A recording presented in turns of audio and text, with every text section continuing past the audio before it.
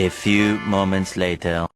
Baik, perkenalkan saya dari kelompok Indifra Merah ingin bertanya kepada kelompok gelombang mikro.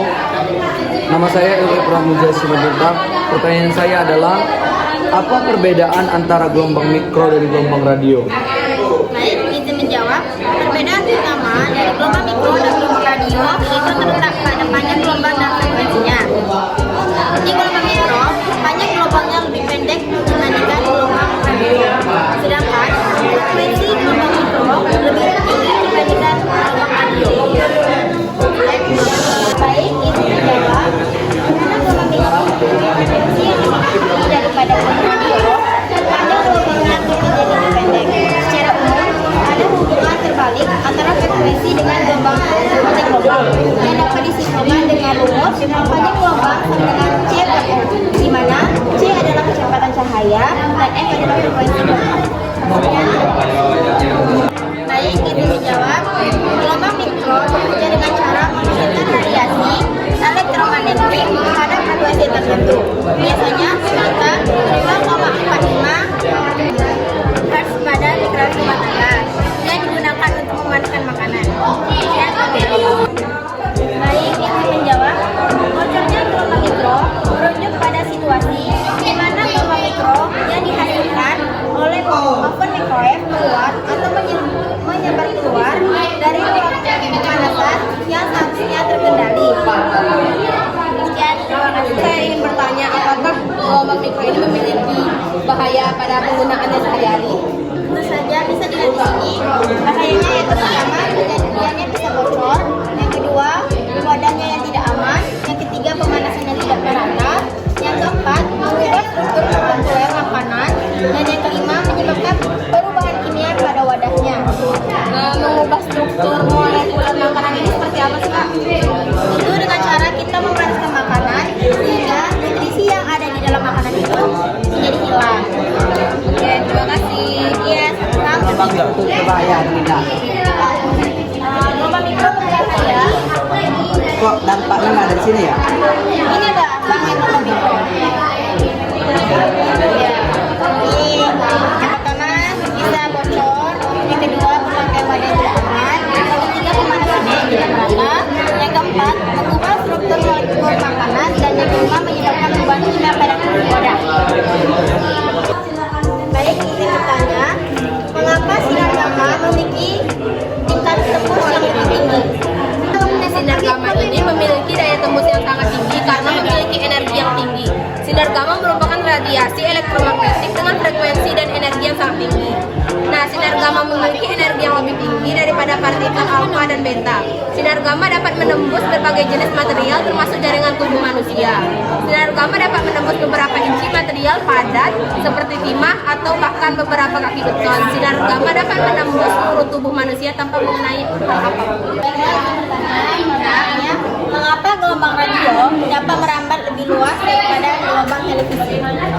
Karena frekuensi gelombang televisi itu lebih panjang daripada gelombang radio. Kalau gelombang televisi itu kan lebih panjang kan frekuensinya dari gelombang radio. Itu dikarenakan dia tuh masih bisa diserap sama pohon, bangunan, kayak gitulah. Atmosfer. Nah, jadi tuh makanya televisi itu dirancang dengan frekuensi yang lebih tinggi. Apa sih namanya? Gitu nah, teknologi itu naik gitu nah, gitu deh. Ya, radio itu kan guys. Terima kasih.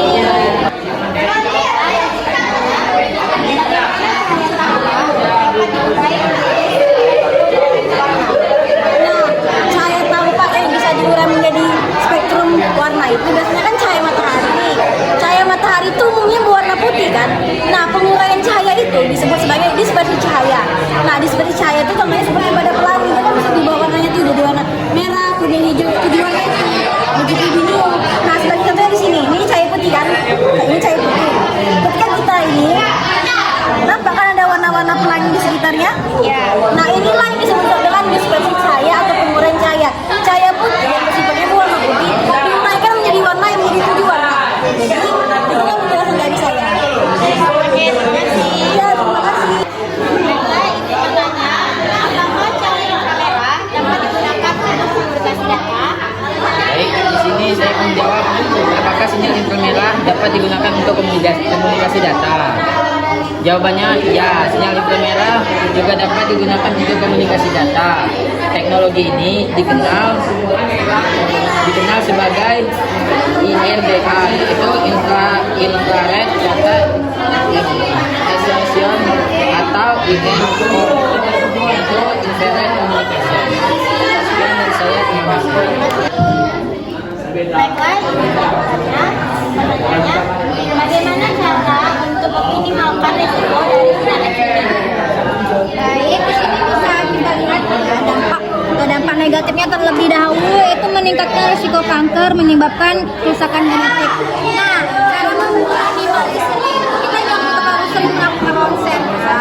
Karena kalau kita tuh sering banget melakukan ronsen ya ini bisa terjadi dampak negatifnya. Ini bisa merusak sel-sel tubuh di dalam tubuh kita, bisa merusak sel kromosom, bisa merusak ya, tapi itu seperlunya saja. Kalau misalnya sekiranya tidak terjadi kerusakan misalnya fatal di dalam tubuh kita, sebaiknya jangan menggunakan ronsen. Tapi kalau kita hanya untuk mencegah apakah ada cedera di dalam tubuh kita, boleh saja. Tapi ya sesuatu yang tidak masalah. Oke ya kan, jadi terima ya. 2, 3.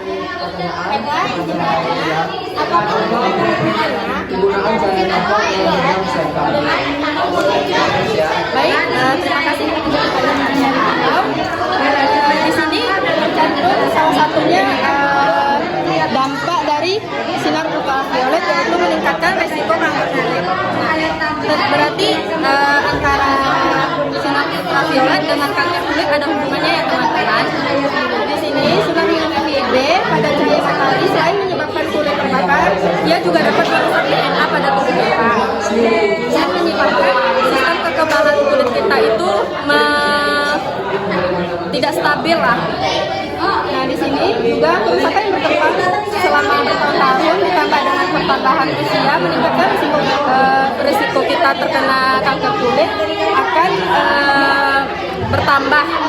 Nah di sini dia akan mengenai sel basal, karsinoma sel, squamous dan melanoma ganas di dalam tubuh kita sehingga terciptalah risiko dari kanker kulit tersebut. Terima kasih ya Kak. Sama-sama kakak.